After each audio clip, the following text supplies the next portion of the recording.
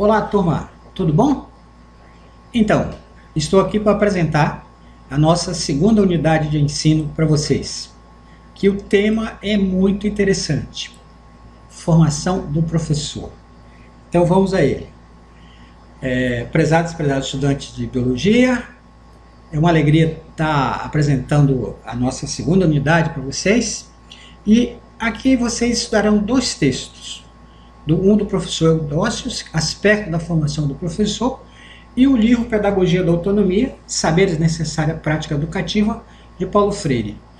O primeiro texto, ele centra a discussão no papel da didática e formação dos professores, o professor e o perfil e saberes do docente, e formação do professor. Tá ok?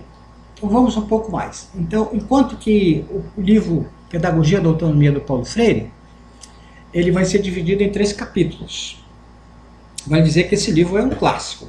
Curso de didática que não tiver a Pedagogia da Autonomia, deixa a desejar. Então vamos lá. O capítulo 1, não há docência sem discência. Para ter relação pedagógica tem que ter professor e estudante. Ensinar não é transferir conhecimento. Obviamente que ensinar, como a gente já observou um pouco no textos anteriores, não é exatamente só transferir conhecimento, é muito mais. E o último capítulo, ensinar é uma especificidade humana. Muito bom esse texto. Vamos destacar um pouco do primeiro texto, né? E traz aqui uma fala do professor Cipriano Carlos Lucchesi. O papel do educador nada mais é do que proporcionar intencionalmente condições de conduta desejáveis tanto para o indivíduo como para o todo. Quer dizer, essa questão, o professor, ele tem uma atividade, ele vai elaborar as suas diretrizes, o seu plano de estudo, de ensino, mas também isso aqui vai reverbalizar no todo, que tem a ver com a ideia do planejamento, né? A gente vai ver mais na frente. As diretrizes curriculares nacionais, elas que orientam toda a política nacional de formação do professor, né? Então, no campo pedagógico, a didática deve contribuir de forma significativa para essa formação. Então, desde os anos 30, a didática tem uma carga, quer dizer, uma disciplina importante em todos os cursos de formação de professores. Aqui nós vamos destacar 3 autores. 3 autores, lembre-se dele, professor Tardif, José Carlos Libani e Zabala. Então, esses 3 autores, eles traçam toda uma discussão, inclusive em nível internacional, com relação à formação do professor, o perfil do professor, né? Quais as habilidades, que tipo de conhecimento pedagógico é necessário para o professor.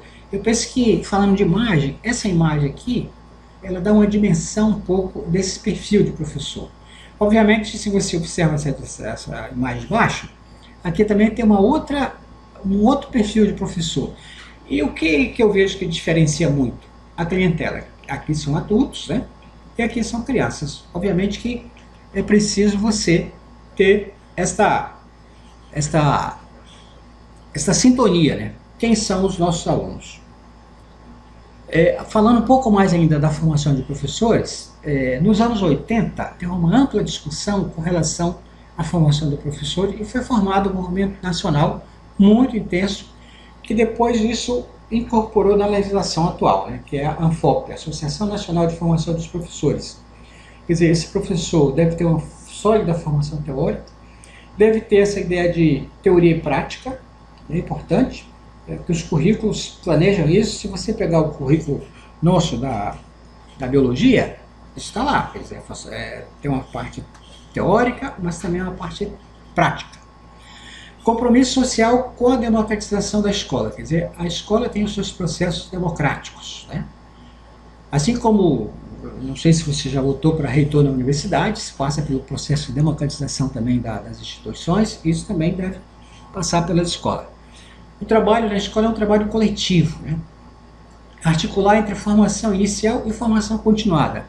A formação inicial, isso que a gente está fazendo agora, mas também vocês viram que na minha apresentação eu fiz a minha graduação, depois fiz o mestrado, depois fiz o doutorado, e isso é uma constante, né? A formação do professor para a educação básica, ela está assegurada na LDB, que no seu artigo 62 afirma o seguinte: a formação docente para atuar na educação básica far-se-á em nível superior em curso de licenciatura de graduação plena em universidade e instituto de educação superior, admitida como formação mínima para o exercício do magistério na educação infantil e nos 4 primeiros anos, as séries iniciais do ensino fundamental. A oferta em nível médio na modalidade normal. Eu penso que essa parte, muito embora tenha essa flexibilidade na legislação, a quase totalidade dos professores tem nível superior, sim. Isso é desejável. Indo um pouquinho mais, falando agora do Paulo Freire, então eu falava que o capítulo 1 do Paulo Freire fala da não há docência sem discência. E todos os capítulos são divididos em 9 pontos. Depois a gente desdobra. Primeiro ponto: ensinar exige rigorosidade metódica. Quer dizer, o professor tem que ter uma metodologia, né? Por exemplo, você vai ler o texto, você vai ter avaliação. Ensinar exige pesquisa. A gente sempre está pesquisando. Para mim elaborar essa sala de vocês, nossa, eu tive que reaprender muitas coisas. Estou ainda aprendendo.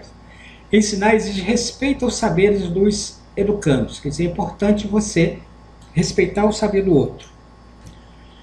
Ensinar exige criticidade. É preciso ter um senso crítico daquilo que você está trabalhando.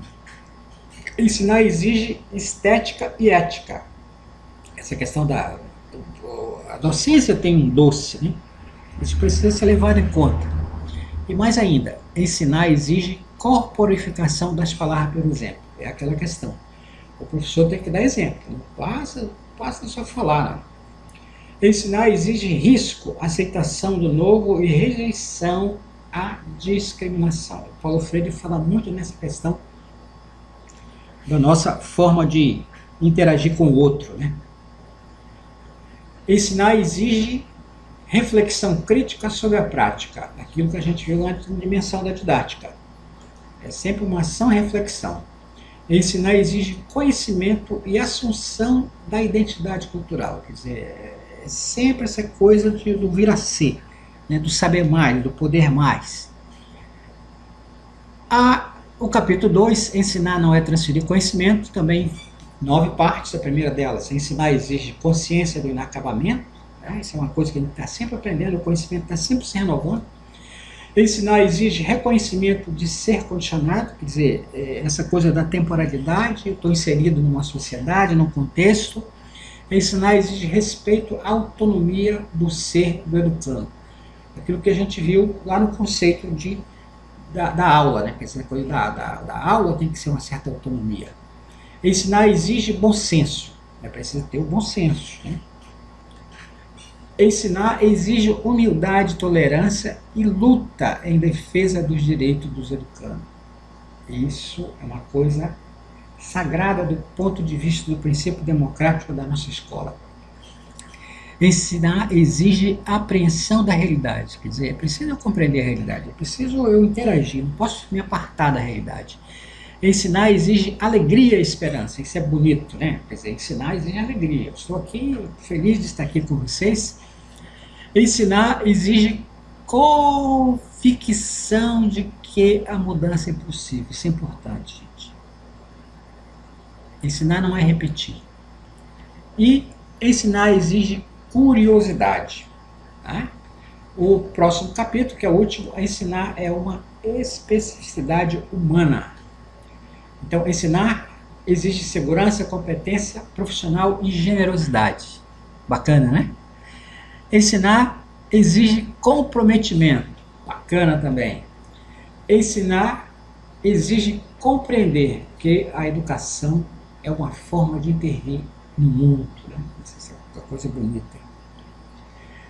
Ensinar exige liberdade e autoridade. Quer dizer, a docência tem isso.